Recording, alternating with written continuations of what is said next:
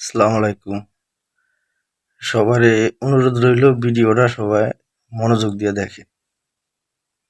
যা হয়েছে আমার রিজিক এ দূরে শেষ।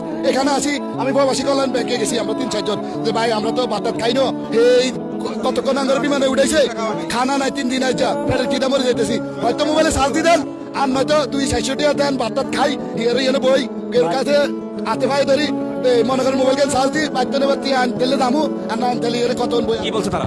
হে বলছে সরকার এর জন্য কোনো ব্যবস্থাই করে নাই। সরকারকে কি বলবো না এখন? সরকারকে বলতেছে এটা কি আমরা মনে করেন অনেক সময় ফেসবুকে দেখি সরকার আমাদের প্রবাসীর জন্য এটা করছে ওই করে এই করে হিরিয়ালে লোন দেয় এরা দেয় এরা দেয়। আরে লোন চাই দূরে থাক গেলে হেরে কিতা পারি একবেলা ভাতের দিয়ে দেয় না। এটা আই কোন দেশে বাস করি আয় এতদিন আমরা গেলে রেমিডি ছাড়াই না কষ্ট করি 7টা বছর উমান আমি ডিউটি করে পয়সা পাঠাই না এখান থেকে আমার সরকার রেমিটেন্স পাই নাই।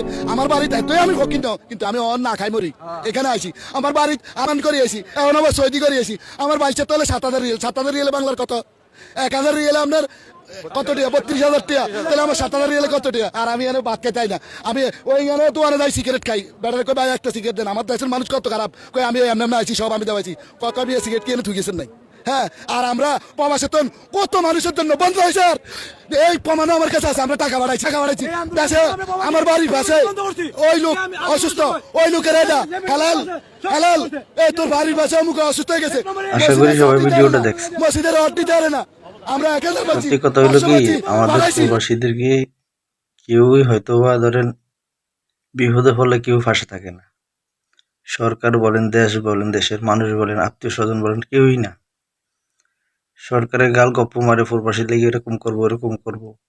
আপনি যতদিন টাকা পাঠাইতে পারবেন ততদিন দেশ সমাজ মানুষ আত্মীয় স্বজন সবাই আপনার ভালো জানবে।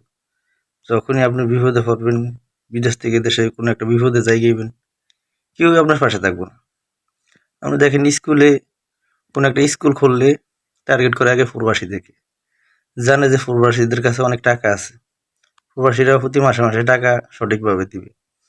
আমরা দেশে কোনো একটা মানুষ বিপদে পড়বো আগে টার্গেট করে প্রবাসীদেরকে, জানে যে প্রবাসীদের মন হচ্ছে নরম, প্রবাসীরা সবচেয়ে বেশি দেশপ্রেমিক মানুষ, প্রবাসীদেরকে টার্গেট করে জানে প্রবাসীদের চাইলে উপকার পাইব। কিন্তু একটা প্রবাসী বিপদে পড়ুক দেখবেন কোনো মানুষ দেশের কোনো মানুষ একটা দোকানদার এই যে বাড়ির কথাগুলো শুনলেন একটা দোকানদার কাছে গেছে দোকানদার তাকে কিছু দিতে আসে না।